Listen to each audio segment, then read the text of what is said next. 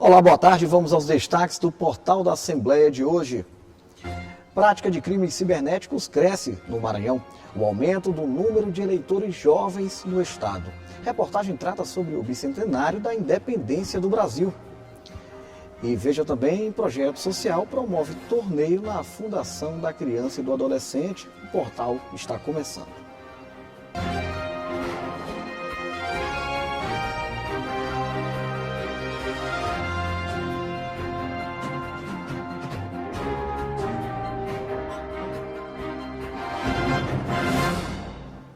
Cresce a incidência de casos de crimes cibernéticos no Maranhão.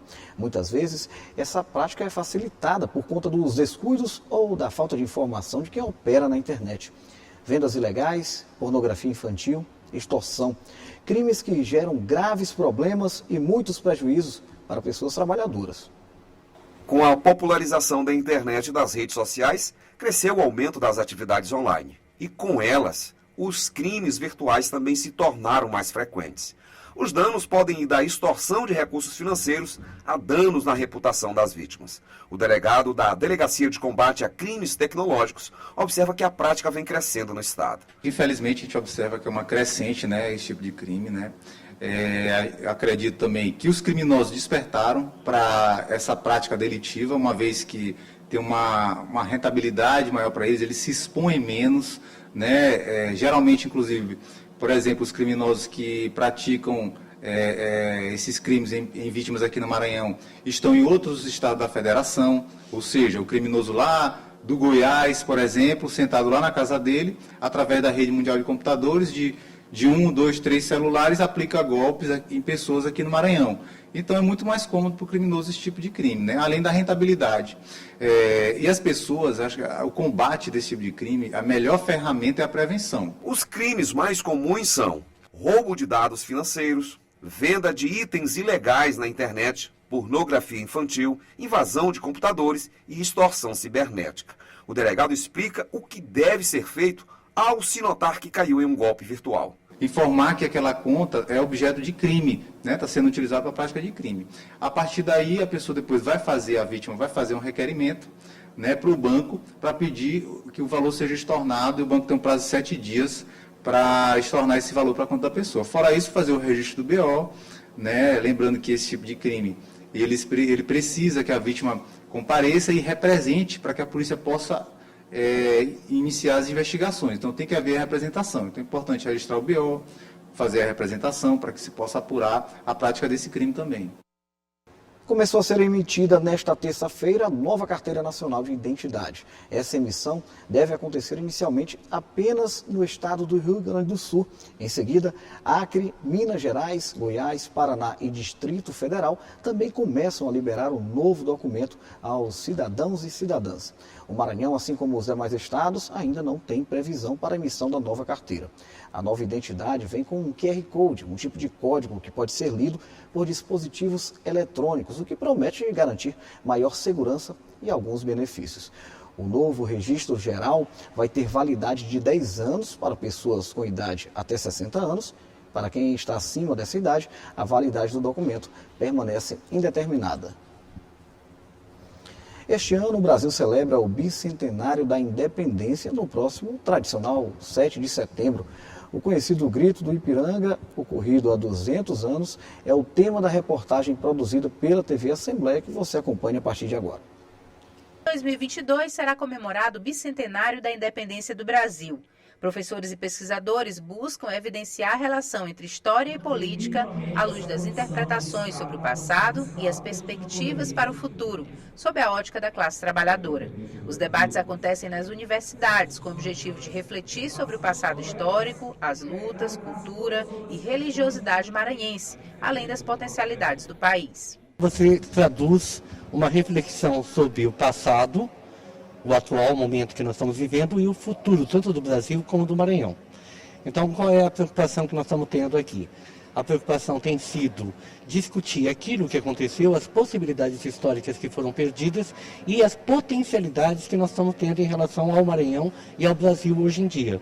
E, ao mesmo tempo, refletir sobre o aspecto das lutas populares, né, a questão da cultura e da religiosidade maranhense. Serão vários debates que envolvem os aspectos históricos e econômicos que influenciaram a formação do Maranhão, com destaque também para o papel da religião como um forte componente político, assim como os desafios atuais para este estado na agenda de desenvolvimento nacional.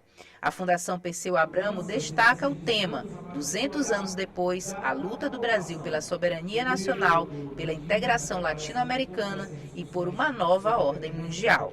O objetivo desse evento aqui é discutir com a universidade, com os produtores de conhecimento, com os movimentos sociais, sobre qual foi o processo de independência que nós tivemos até aqui, de luta por independência que nós tivemos até aqui, qual foi o papel do povo nesse processo de luta por independência e qual a perspectiva de luta que nós temos pela frente, qual a perspectiva de construção de país que nós temos pela frente.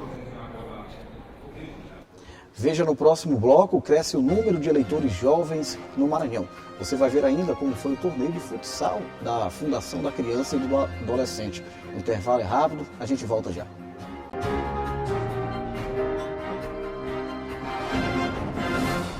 Este ano será marcado no país por mais um processo eleitoral que vai decidir o próximo presidente da República, senadores, governadores dos estados, deputados federais e estaduais. Em meio a esse cenário, alguns levantamentos apontam mudança no perfil do eleitorado. No Maranhão, o número de jovens aptos para votar cresceu.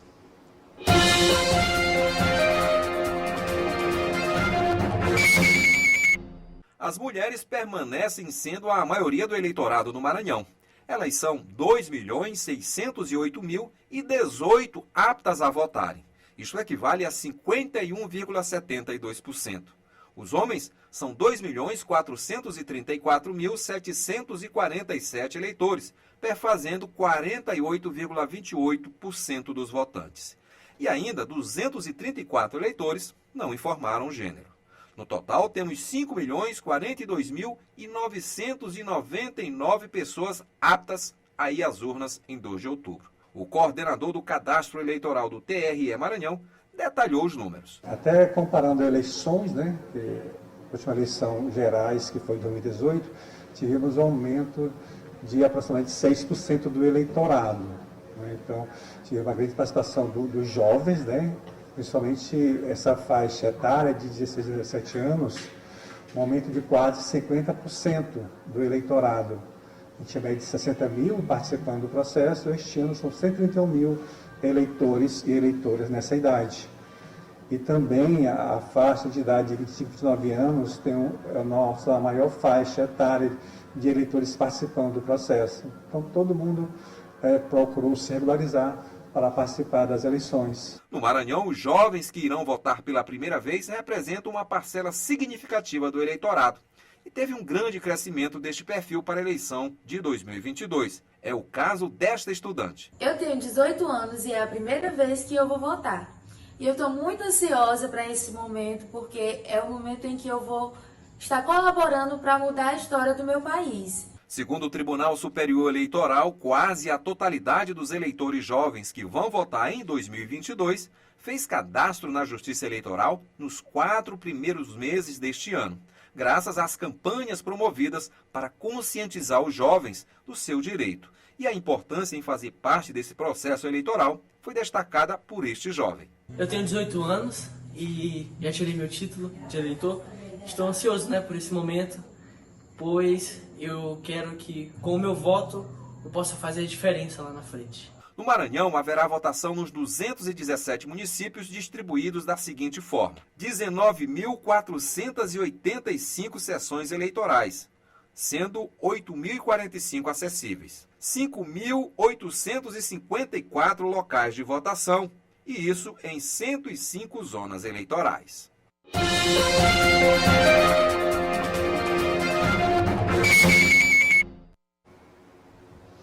A bola rolou na Fundação da Criança e do Adolescente. O objetivo foi buscar a compreensão dos trabalhos coletivos e individuais, utilizando o esporte como ferramenta de transformação social. Dezenas de jovens participaram do torneio de futebol de salão. Carla Bianca foi conferir lá tudo de perto.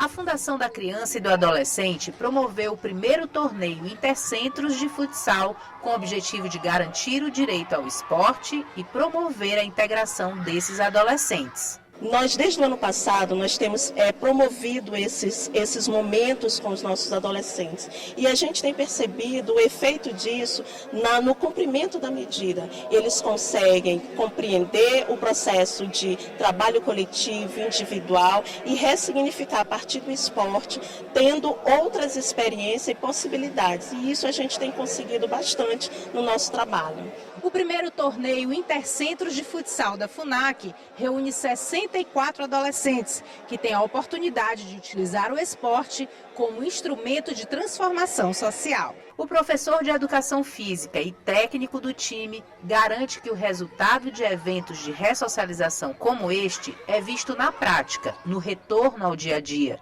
e vai muito além do placar do jogo.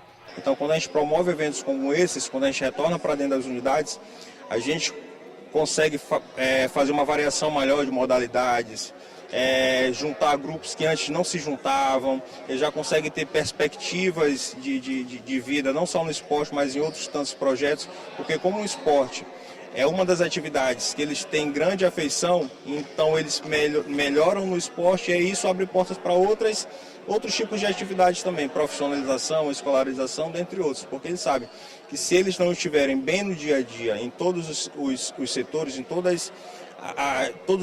tudo que compõe a socioeducação, eles acabam perdendo também a oportunidade de participar de atividades como essa. Este sócio-educando, artilheiro do jogo, ressalta a importância de participar de projetos como esse.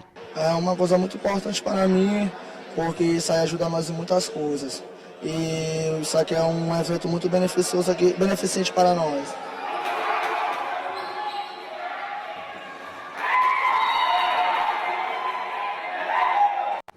Muito bacana essa iniciativa, o esporte como sempre, aí fazendo o papel de uma ferramenta poderosa. O Portal da Assembleia fica por aqui e veja as reportagens desta edição no site al.ma.leg.br/tv. Tenha uma excelente tarde.